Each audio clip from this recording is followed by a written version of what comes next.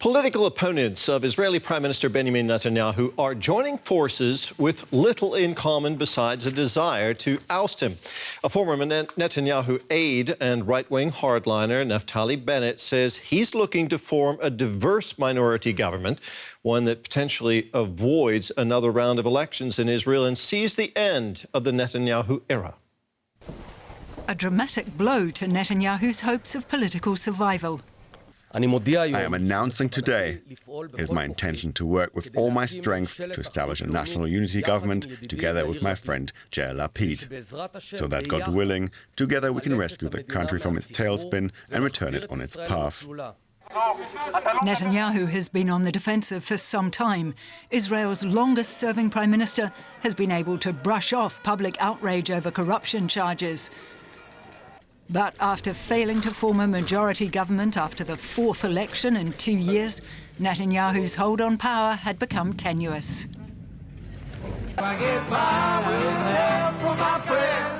This is the man responsible for forging the coalition to end Netanyahu's 12-year rule. Former TV host Yair Lapid is determined to pull together parties from the far right to the left, including Arab-Israeli parties.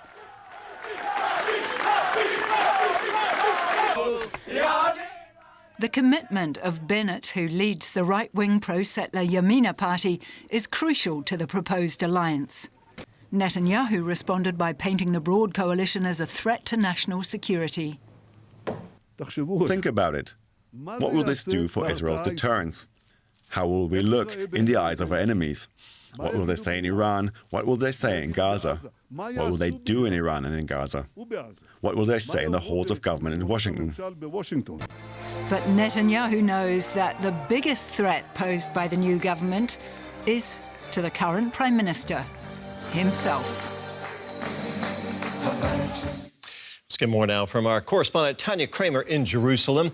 Tania, how likely is it that this rather loose coalition will succeed in ousting Netanyahu? Well, I think, as we heard in the report, a major hurdle was taken on Sunday when Naftali Bennett, the leader of the right-wing Yamina party, said he's going to join this anti-Netanyahu coalition. At the moment, it's Yair Lapid, the head of the second largest party, Yesh Atid, who is trying to couple this coalition together. But of course, the test will be, whether they will actually stick together, because ideologically speaking, they are very, very far apart. And, they will have to stand the test of time if they create this coalition government. And also, we have to look into coalition agreements that are currently hammered out between the parties, how they will agree on certain policies. Well, that is a big question. What is the next step here? How is this coalition supposed to work in practice? Well, right now, Yair Lapid, who is trying to get this coalition together, he has now 3 days until Wednesday to basically officially inform the Israeli president that he has the support of all the parties. Now, he has made a power-sharing deal with Naftali Bennett to bring him in, because Naftali Bennett wasn't, he wasn't quite sure whether he'd go with a more right-wing, with the Likud and Netanyahu, or with this anti-Netanyahu coalition.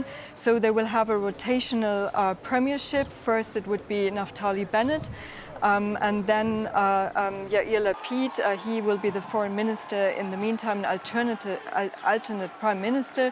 It's also a bit controversial because Naftali Bennett brings only 7 seats, so he's a rather smaller party within. So once he has officially given that notice to the Israeli president by Wednesday, he can do that any time from now, then they have 7 days to put this government together.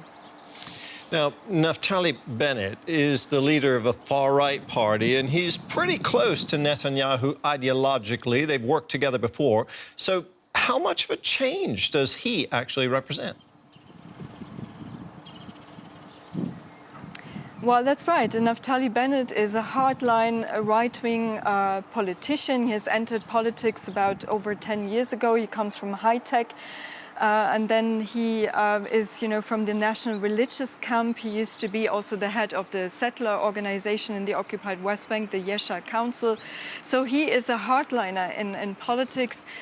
He is, for example, against the Palestinian state. He is a proponent of annexation of the West Bank. And you have to look now, in the distribution of the ministerial posts as well in this government. And most of the heavyweight ministerial posts, as far as we know from now, will go actually to other hardline right-wing politicians. So we don't see much change in this regard.